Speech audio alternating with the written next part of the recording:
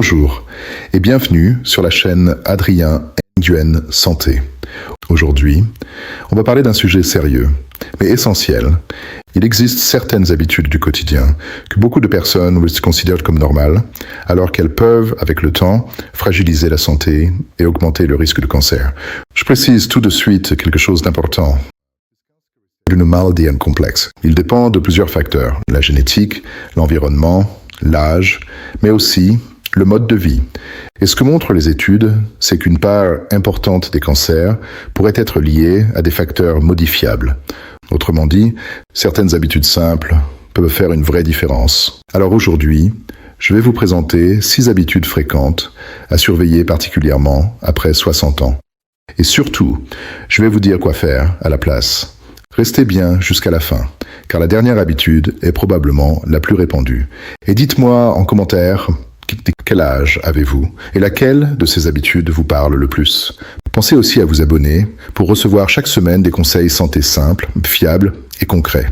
C'est parti. Numéro 6. Réchauffer les aliments dans du plastique. Well, c'est un geste banal. On garde les restes dans une boîte plastique, mais on la met au micro-ondes et on mange. Mais ce qu'il faut comprendre, c'est que certains plastiques chauffés peuvent libérer des substances indésirables. Par exemple, les phtalates ou certains bisphénols. Ces composés sont étudiés pour leurs effets potentiels sur l'équilibre hormonal. Et l'équilibre hormonal joue un rôle important dans plusieurs cancers. Avec l'âge, le corps élimine parfois moins bien certaines substances. Donc une exposition répétée compte davantage. Le plus simple est ceci. De la céramique, de l'inox. Évitez de chauffer les barquettes jetables, les contenants usés ou les plastiques souples. Consommez régulièrement brocoli, chou-fleur, roquettes, choux de Bruxelles. Ce sont des aliments intéressants dans une alimentation prévention. Numéro 5. Trop d'huiles industrielles raffinées. Je parle ici de certaines huiles très présentes dans l'alimentation moderne, tournesol raffiné, maïs, soja, fritures industrielles, plats transformés. Attention, je ne dis pas qu'une cuillère d'huile est dangereuse. Le vrai problème, c'est l'excès et le déséquilibre. Aujourd'hui, beaucoup de personnes boivent trop d'oméga 6, assez d'oméga 3. Or, ce déséquilibre peut favoriser l'inflammation chronique, le stress oxydatif, les troubles métaboliques. Et l'inflammation chronique est un terrain défavorable pour la santé globale. Ce que je recommande souvent, pour cuisiner, huile d'olive vierge extra. Pour cuisson plus forte, huile d'avocat. Et surtout, ajoutez régulièrement sardines, maquereaux, saumon, noix, grains. Ces aliments apportent des oméga 3 protecteurs. Voilà une habitude extrêmement fréquente. On dîne à 21h, parfois 22 heures, puis on se couche peu après. Le problème, c'est que le corps, la nuit, n'est pas fait pour digérer lourdement. La nuit, l'organisme travaille autrement.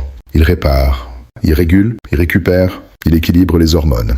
Quand on mange trop tard, surtout trop riche, cela peut perturber le sommeil, la glycémie, la digestion, le poids, l'inflammation. Ce qu'on observe souvent en pratique, les personnes qui dînent plus tôt récupèrent mieux. Conseil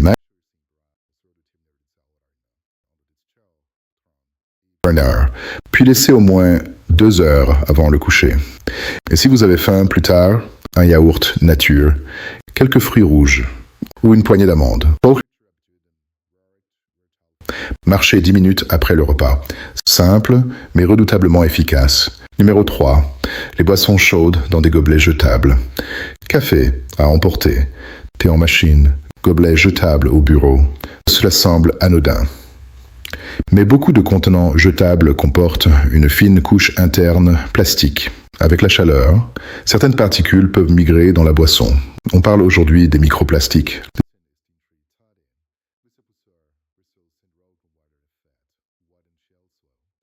L'inflammation, le microbiote, les cellules. Encore une fois, pas de panique. Mais quand une petite exposition devient quotidienne pendant des années, mieux vaut la réduire. Solution simple. Utilisez une tasse personnelle, un mug inox ou un thermos vert et gardez votre café ou votre thé de qualité. Que la boisson elle-même, super bonne hygiène de vie. Voici une habitude sous-estimée. Beaucoup de gens me disent « je marche le matin, donc ça va ». Mais ensuite, assis au petit déjeuner, assis en voiture, assis devant l'écran, assis devant la télé, assis après les repas. Et au total, 8 heures, parfois 10 heures assis. Or, la sédentarité prolongée est un vrai facteur de risque. Même chez les personnes qui font un peu de sport, elle favorise moins bonne circulation, prise de poids abdominale, résistance à l'insuline, fatigue, inflammation. Après 60 ans, cela compte encore plus, parce qu'on perd naturellement du muscle, de la mobilité, de la souplesse métabolique. Le mouvement devient alors une vraie médecine naturelle. Mais ce qu'il faut comprendre, c'est que le corps fonctionne comme une machine vivante. Et quand il bouge, tout circule mieux. Le sang, l'oxygène, la lymphe, les nutriments. Quand il reste immobile trop longtemps, tout ralentit.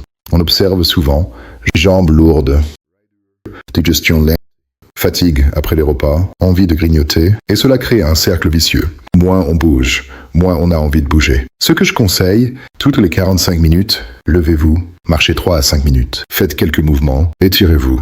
Même à la maison, faites quelque chose, allez, faites quelques pas dans le couloir, tout compte. Ajoutez chaque jour, marche rapide, escalier, jardinage, course du quotidien, ménage actif, petite gymnastique douce. Le corps aime le mouvement fréquent, pas forcément intense, fréquent. Et n'oubliez pas, exposez-vous à la lumière naturelle le matin.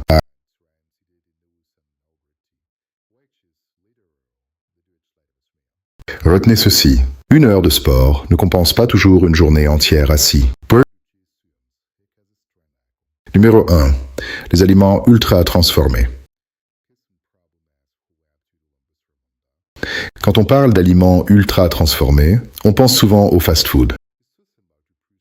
Par exemple, céréales sucrées, biscuits industriels, charcuterie transformée, plats préparés, soda, desserts longue conservation, snacks emballés, pain industriel. C'est aussi la combinaison additifs, excès de sucre, mauvaise graisse, trop de sel, peu de fibres, peu de vrais nutriments. Plusieurs études associent une consommation élevée de ces produits à davantage de maladies chroniques, dont certains cancers. Pourquoi? Parce qu'ils peuvent favoriser surpoids, inflammation, glycémie instable, déséquilibre du microbiote, excès alimentaire, passif. Mais il y a aussi un autre phénomène. Très appétissant, texture agréable, goût intense, faciles à manger, rapide, pratique. Résultat, on mange plus vite, on mastique moins, on se sent rassasié plus tard, et on en reprend facilement. Ce n'est pas un manque de volonté, c'est souvent la conception même du produit. Dans la pratique, inutile de viser la perfection. Commencez par remplacer progressivement.